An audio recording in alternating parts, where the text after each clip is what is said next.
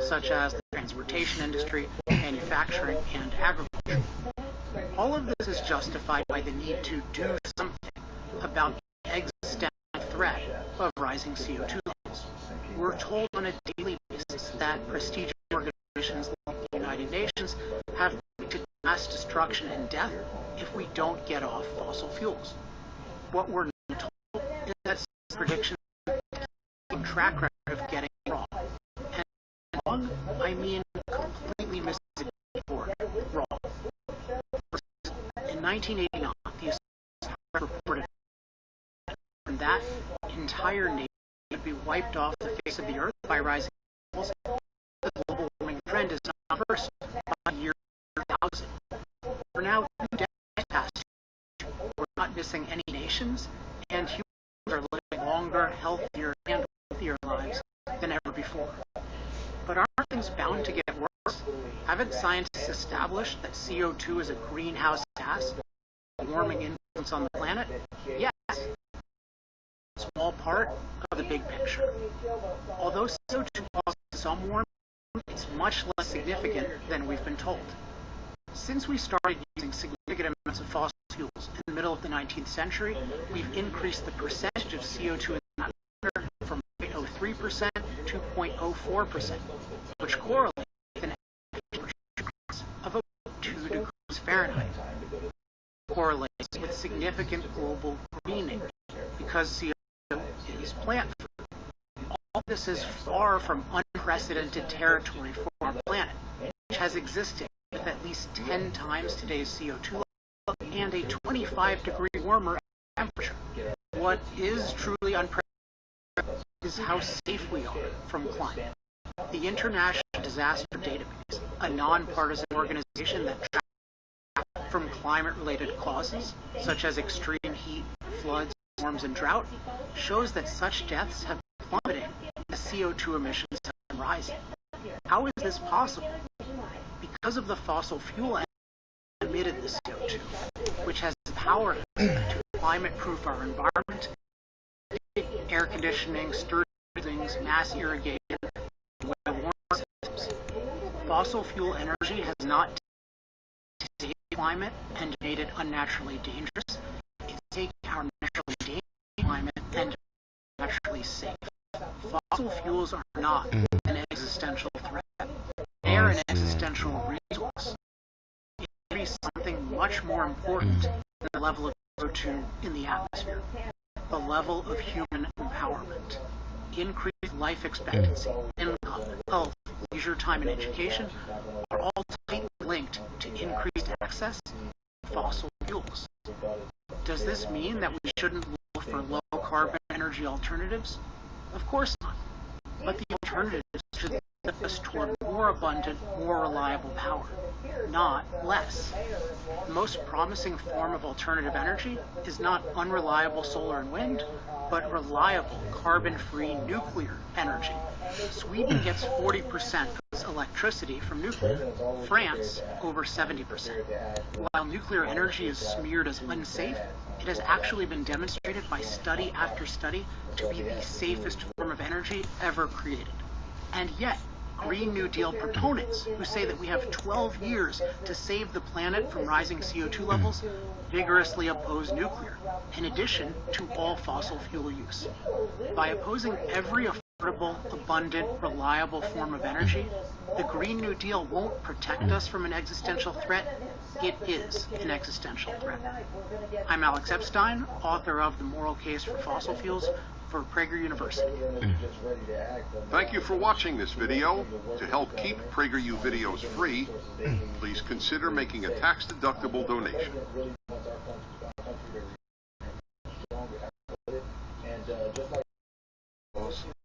Major airports dilapidated. Why can't the United States build or repair infrastructure like European and Asian countries do? The answer is not complex. America doesn't have better infrastructure because of two groups: environmental activists and labor unions. What has happened to the Keystone XL to bring oil from Canada to refineries in the U.S. is a typical example. According to environmental groups, this vital piece of infrastructure is a guaranteed disaster. Keep in mind that pipelines are, by all measures, a much safer way to transport oil than rail cars. Say the words fuel, and the Greens are attended. In November 2018, in the U.S. District Court of Montana, Judge Brian Morris, an Obama appointee, halted Keystone's construction for the third time. The first final environmental review approving construction was by Hillary Clinton's State Department in 2011. It concluded that the environmental impact would not be significant. The second final environmental review also it was released in 2014 by John Kerry's State Department. It also foresaw little environmental impact. Judge Morris's third review may be the charm for the Greens. A full decade into the process, it's hard to see the pipeline ever being completed. Keystone is a case study of what Parkinson's scholar Robert Kagan calls adversarial legalism. Environmental reviews of every aspect of the environment. In a given year, the federal government produces 50,000 environmental assessments. Individual states and cities add thousands more. This isn't new. The routine dredging project at Oak Harbor, begun in the 1970s, wasn't good until the mid-1990s. Legal and environmental. For such challenges, desalination plants urgently needed in dry San Diego. The process started in 2003 and was needlessly delayed for 12 years.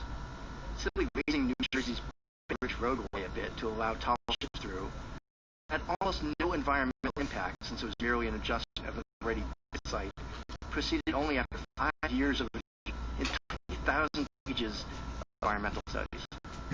Americans like to think of themselves as more freewheeling, but when it comes to infrastructure, it just isn't true. The redundant layers of city, state, and federal bureaucracies that we do. As a result, ideas get proposed, approved, and built in the time it takes us to agonize over a single environmental impact study.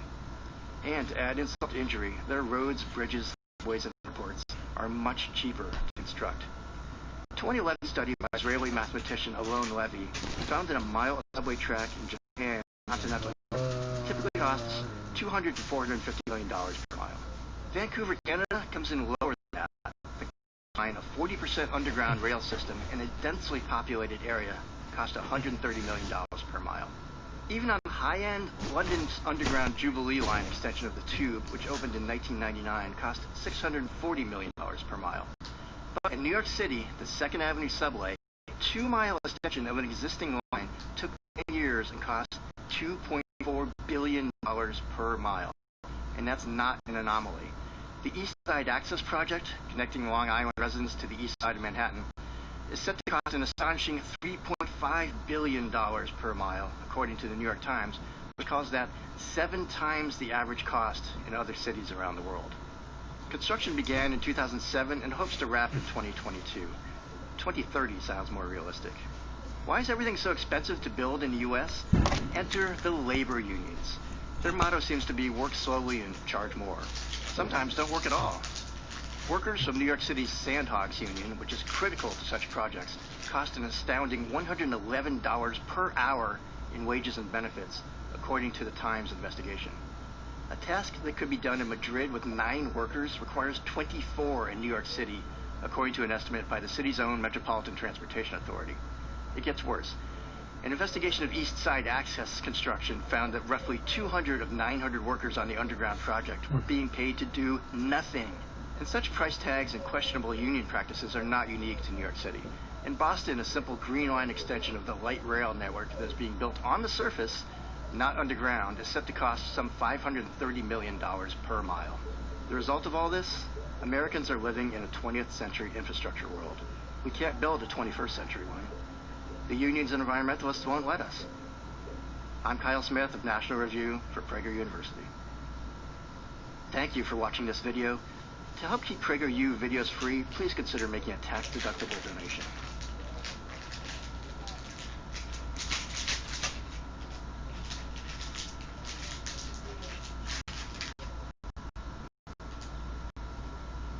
In the 1958 movie The Blob, starring a young Steve McQueen, a giant expanding mass, a blob, threatens to destroy an entire town and everyone in it.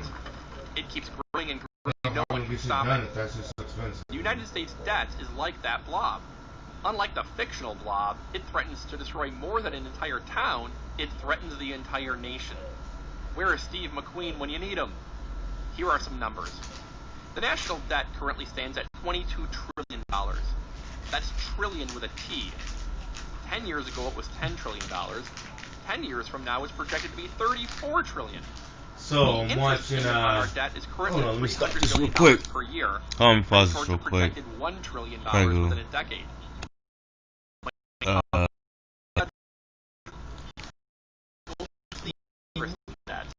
Not education, infrastructure, and defense. You know, the stuff government is supposed to do. And that's with historically low interest rates. Imagine if those rates normalized. Well, maybe you don't want to imagine it, because that picture is very dark. In a better world, politicians.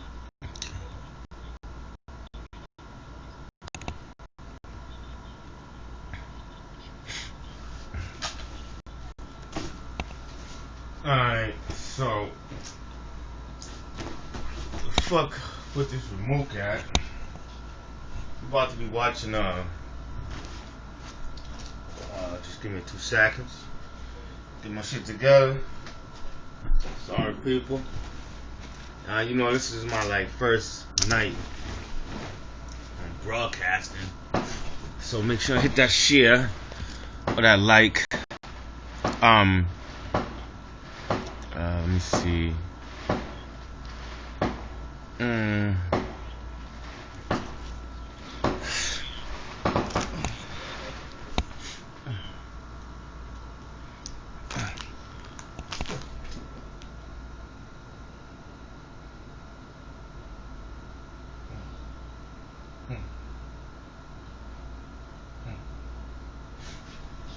Okay, hold up. I'm about to put on these protests. You guys won't be able to really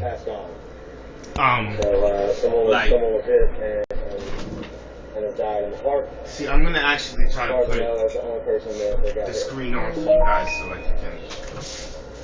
you can see it.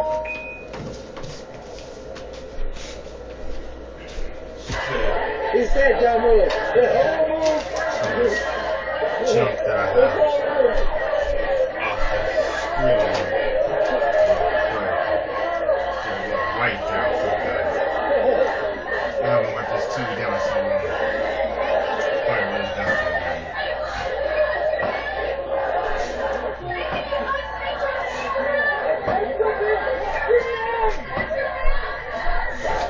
There's a bunch of nonsense. I'm going to show you guys what I'm watching. Let me change the color scheme thing. Hold on.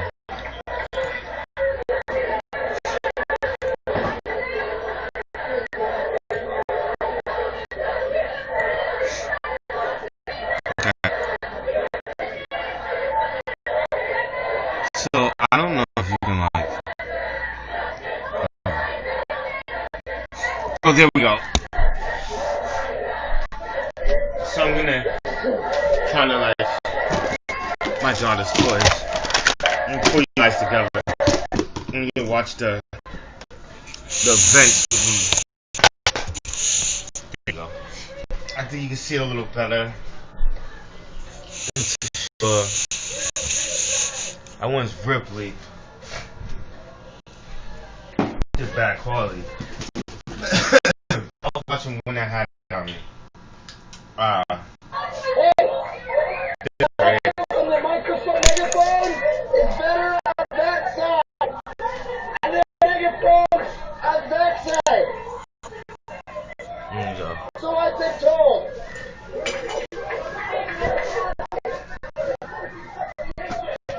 By the way, I have 425 people in my street.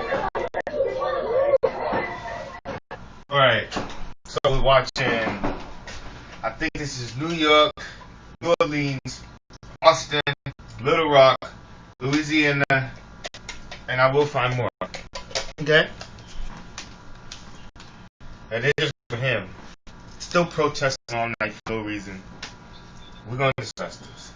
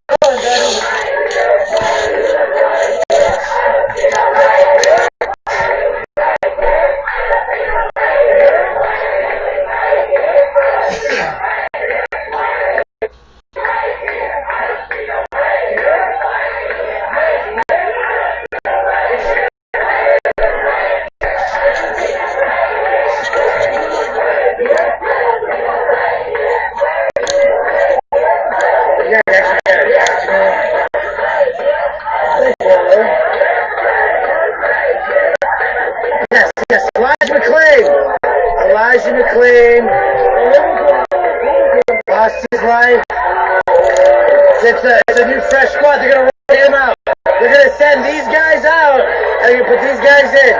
That's how they do it. They rotate. That's how they can hammer it. So this is Elijah McClain, 16 years old, dancing down the street. Happens to have a ski mask on. The cops, they use a chokehold. They have him injected with ketamine.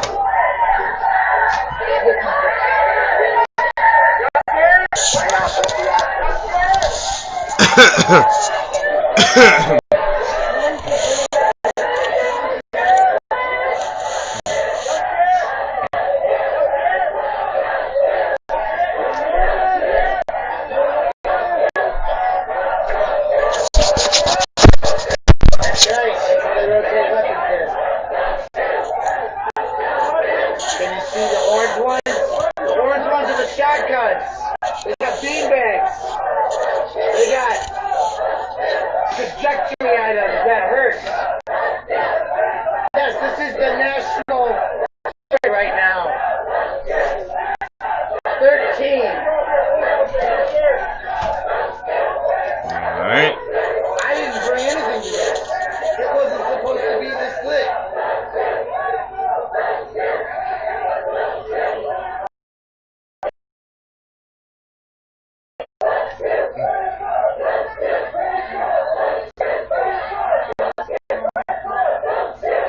Have you shared this week, folks? We only have 400. Whatever. I don't know what's wrong with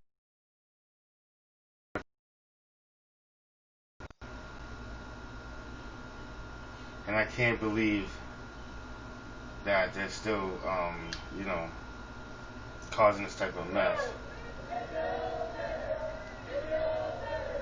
Is this in Washington now? Oh yeah, they're in Washington now.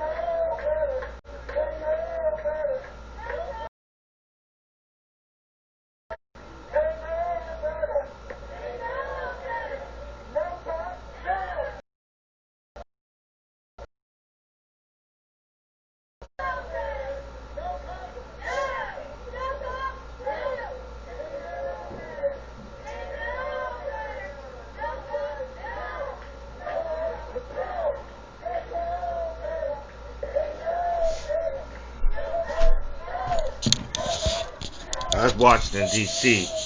Just wanted to give out a little up close of what they was doing in Washington. You know?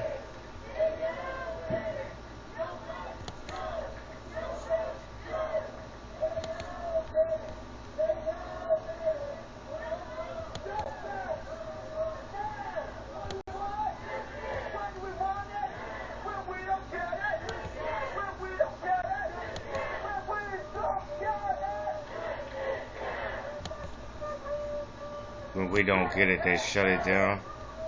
Bunch of losers.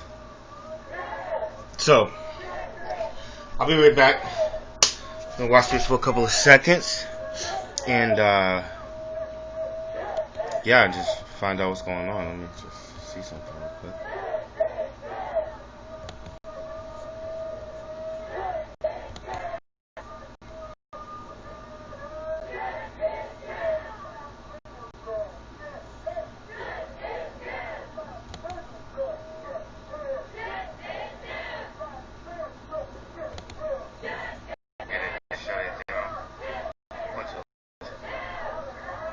So, I'll be right back.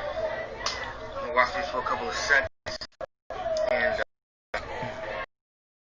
yeah, just find out what's going on.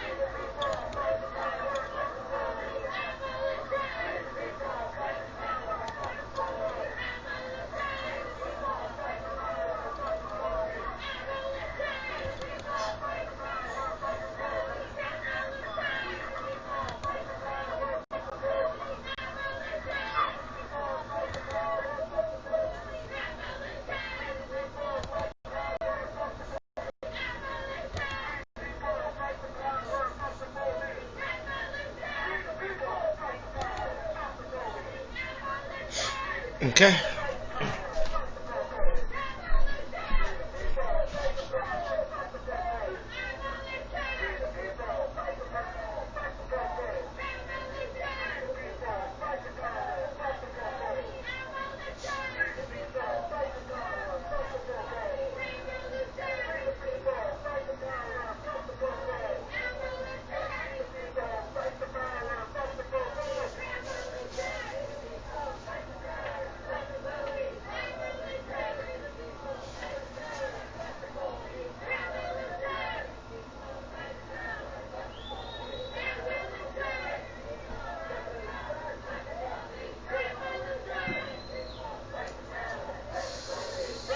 So I think that they are marching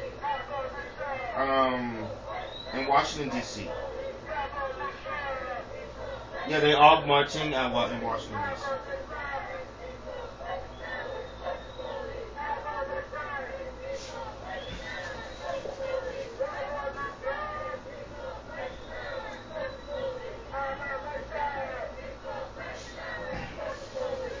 So I guess as people start coming in, when people come in, I'll go and start talking about stuff. Because right now, ain't nobody viewing me. That's okay. I'm here.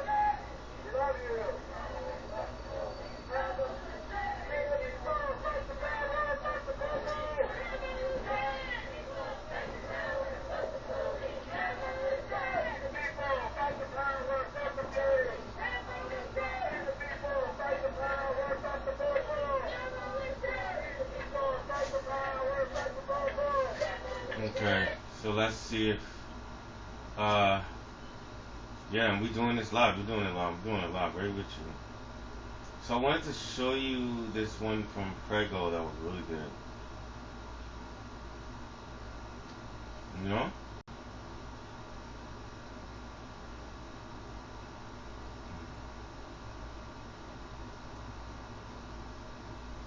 Mm-hmm. Mm-hmm. Don't worry about it though. I mean, there's just a lot of madness going on in the world. It's really foolish. You know, people really act like children. You don't get your way by yelling and screaming and breaking stuff and burning things. You just don't. It's not how you. But make your point. You put up a valid argument, a peaceful, civilized argument. That's how you do it.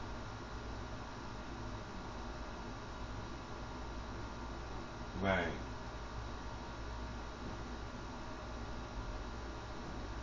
Economics. Let's see.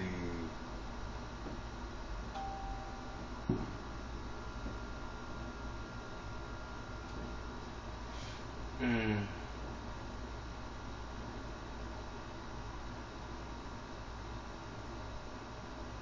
The Charlottesville lie was good too.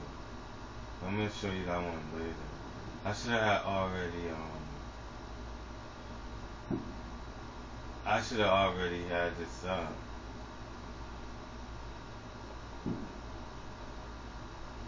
Okay, here we go.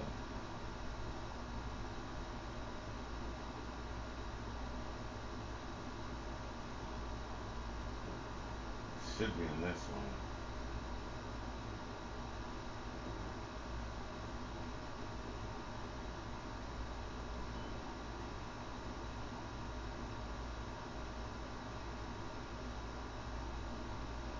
I got so many videos, you don't know what to do.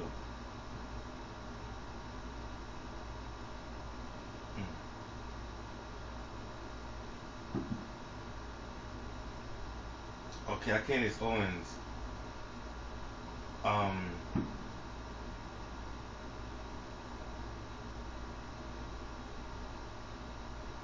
what is this?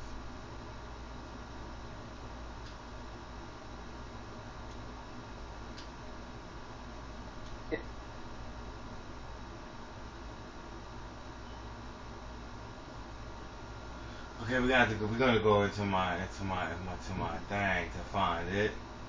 Just bear with me, people. Just bear with me. It's okay.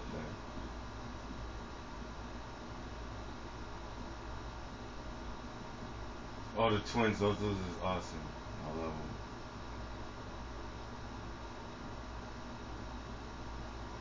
Oh, gosh. Should we do the income tax one? That's why I don't like income tax. I don't like income tax. Yeah, I ain't really like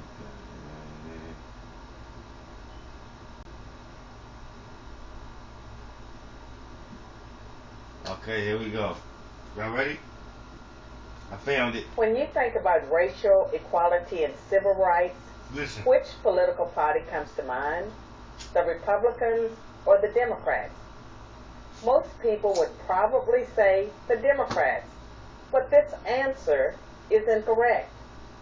Since its founding in 1829, the Democratic Party has fought against every major civil rights initiative and has a long history of discrimination. The Democratic Party defended slavery, started the Civil War, opposed Reconstruction, founded the Ku Klux Klan, imposed segregation, perpetrated lynchings, and... Yeah, I know you heard what she said. Hold on. I'm going to have to bring it back, though. You know that. I'm going to have to bring it back. Damn, commercial from YouTube. You got to hear that again. When you think about racial equality and civil rights, which political party comes to mind? The Republicans or the Democrats? Most people would probably say the Democrats, but this answer is incorrect. Since its founding in 1829, the Democratic Party has fought against every major civil rights initiative and has a long history of discrimination. The Democratic Party defended slavery, started the Civil War, opposed Reconstruction, founded the Ku Klux Klan, imposed segregation, perpetrated lynchings, and fought against the Civil Rights Acts of the 1950s and 1960s. In contrast, the Republican Party was founded in 1854 as an anti-slavery party. Its mission was to stop the spread of slavery into the new Western territories with the aim of abolishing it entirely. This effort, however, was dealt a major blow by the Supreme Court in the 1857 case Dred Scott versus Sanford. The court ruled that slaves aren't citizens, they're property. The 7 justices who voted in favor of slavery, all Democrats. The 2 justices who dissented, both Republicans. The slavery question was, of course, ultimately resolved by a bloody civil war. The commander-in-chief during that war was the first Republican president, Abraham Lincoln, the man who freed the slaves. 6 days after the Confederate Army surrendered, John Wilkes Booth, a Democrat, assassinated President Lincoln.